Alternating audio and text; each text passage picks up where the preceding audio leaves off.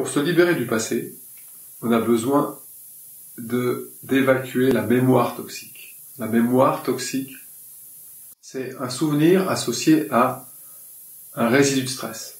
Ça peut être un résidu de stress physique, un résidu de stress émotionnel, voire un résidu de stress psychique.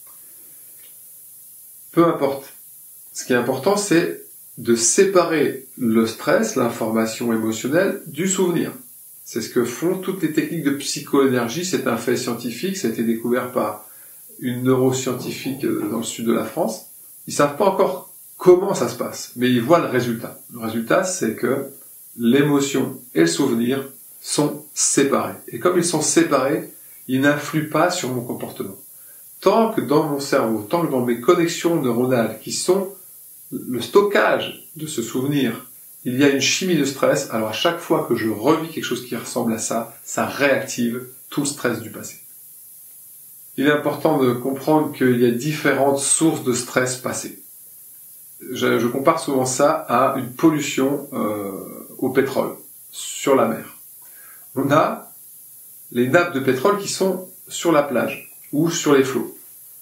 Effectivement, on va nettoyer ça. Mais si ça fuit toujours dans le pétrolier, eh bien, le pétrole est encore en train d'arriver sur les flots et il va revenir sur la plage. Donc on aura nettoyé, ça va aller un temps, mais si on fait rien, ça va revenir.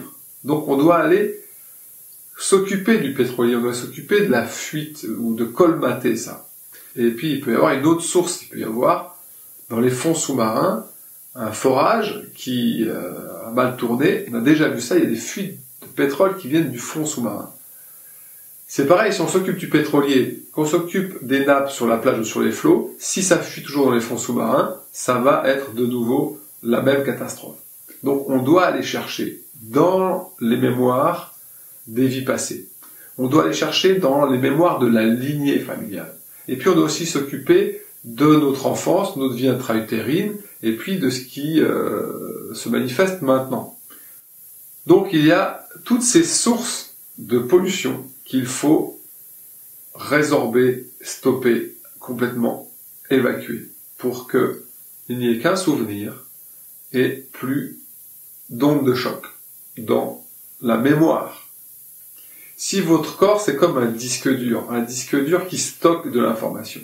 Alors effectivement, il y a des informations qui vont venir bloquer l'énergie dans certaines parties de votre corps.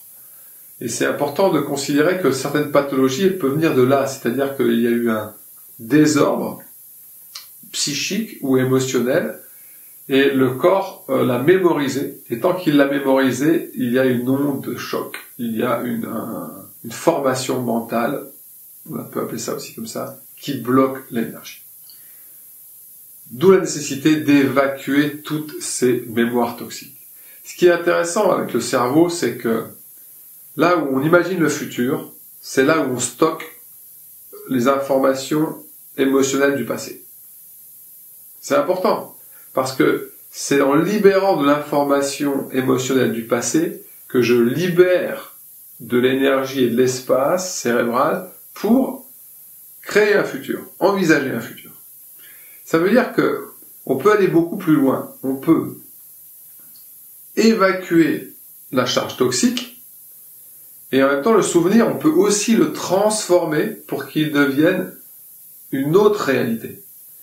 C'est en ça que les techniques de rêve éveillé accompagné, ou d'hypnose, ou de méditation, elles peuvent nous permettre de reconfigurer complètement notre cerveau, complètement nos mémoires, pour créer un renouveau. Et c'est incroyable que ça se passe dans le même endroit. C'est ce qu'on appelle le cerveau limbique, et plus spécialement une glande qu'on appelle l'amygdale. Ne pas confondre avec les amygdales, c'est vraiment une glande qui est dans le cerveau. Notre mission là, elle va être de nous libérer de toutes les mémoires de stress. Et pour les libérer, il faut les identifier. On a besoin de comprendre à quoi on a affaire. Et c'est pour ça que le test homéogramme, il va être un médium parmi d'autres. Vous pouvez avoir d'autres techniques médiumniques, vous pouvez être un super médium et recevoir les informations. Mais quand vous recevez les informations, sachez vraiment vous en servir pour libérer totalement la source de stress. J'ai vu beaucoup de gens venir me voir et dire j'ai fait ce type de soins, j'ai vu tel type de thérapeute, tel type de chaman, et on se rend compte qu'il y a encore un résidu, que ce qui a été nettoyé n'est pas totalement nettoyé. Peut-être parce que c'est le côté karmique qui n'a pas été exploré, peut-être parce que c'est le côté transgénérationnel qui n'a pas été exploré, ou l'inverse, ou peut-être c'est la mémoire de l'enfant qui n'a pas été explorée. Mais toutes ces mémoires, généralement, elles résonnent entre elles. Comprends-moi bien. Si vraiment il y a une information du passé, comme une mémoire de stress, qui persiste, perdure dans l'espace, dans cette planète. Parce que faut pas croire que les résidus de stress au moment de notre mort, ils vont disparaître, ils vont partir de l'autre côté avec nous. Il y a des vibrations qui n'ont rien à faire ailleurs que sur cette planète en 3e dimension, voire en 4e. Donc ça veut dire que si je meurs pas complètement dans la paix et l'harmonie, s'il reste en moi des mémoires de stress, s'il y a encore des formations mentales ou des blocs de souffrance émotionnelle inscrits dans mon énergie, elles vont être comme un héritage, un legs. Et c'est peut-être ma lignée familiale qui va s'en charger, ou c'est peut-être cette information de stress qui va retrouver une autre réalité, une autre incarnation pour se réguler. Donc c'est une bonne nouvelle, ça veut dire que tant que l'harmonie et la paix ne sont pas revenus, il y a un nouvel épisode qui reprend. Je compare souvent ça à une série télé en fait. Si tu vois la série, si à la fin c'est happy end, hein, ils vécurent heureux, beaucoup d'enfants, on pourrait dire ça. En tout cas, si c'est paix et harmonie à la fin du morceau, à la fin de l'épisode, il n'y a pas de suite, on n'attend pas la suite, c'est fini.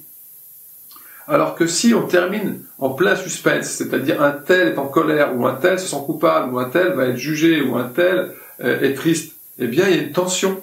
Et ça peut pas être la fin, on attend la suite, on veut savoir comment ça va se résoudre. Et j'ai l'impression que l'incarnation, c'est ça, c'est un cycle de résolution, jusqu'à la résolution finale. Donc c'est ce qu'on peut souhaiter pour moi de mieux, c'est de rendre l'âme, de pousser son dernier souffle, avec plein de paix et d'harmonie, en ayant dégagé complètement notre être de toute mémoire qui sont, quelque part, toujours un résidu de stress. De la culpabilité ou de la jalousie ou le sentiment d'avoir raté quelque chose laisseront toujours un stress. Ça ne sera pas de la paix et de l'harmonie.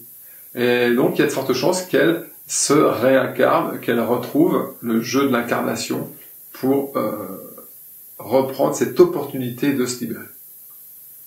Pour revenir à la pratique, des pratiques de magnétiseur, des pratiques d'énergéticien, de bioénergéticien. Comment avec nos mains on peut d'abord écouter, c'est-à-dire rien vouloir, juste recevoir l'information telle qu'elle est. C'est-à-dire que si c'est une information de stress, bon c'est une information de stress. Si je fuis cette information, si cette information elle me fait peur, effectivement, ça va être compliqué. Donc, j'ai besoin, moi, d'être vraiment réceptif et d'accueillir tout ce qui est ici et maintenant prêt à se présenter. Et ce niveau, cette qualité d'écoute, elle va être déterminante pour pouvoir aider la personne que vous accompagnez ou simplement libérer ce qui se présente devant vous du mémoire de stress. Ça m'est déjà arrivé de faire ça avec des minéraux. Je prends des pierres semi-précieuses, je mets mes mains, comme ça on écoute. Et vraiment, je fais que écouter, que chercher à ressentir l'information qui circule dans ce corps, dans cette matière. Et au bout d'un moment, si je suis tout écoute, eh bien, il va y avoir peut-être une information qui se livre. Et si elle se livre, eh ben, c'est le moment de la drainer. Et donc, comment on fait pour la drainer? Ça, c'est juste des pratiques. Et d'abord, on va apprendre à écouter, on va apprendre à drainer, on va apprendre à évacuer. Il y a certains même, ils font des extractions. L'extraction, c'est une façon de faire sortir. Peut-être que la personne n'est pas prête de le lâcher. Donc des fois, les extractions, c'est un peu trop punchy. Il faut sentir ça, il faut sentir ce que la personne est prête à lâcher.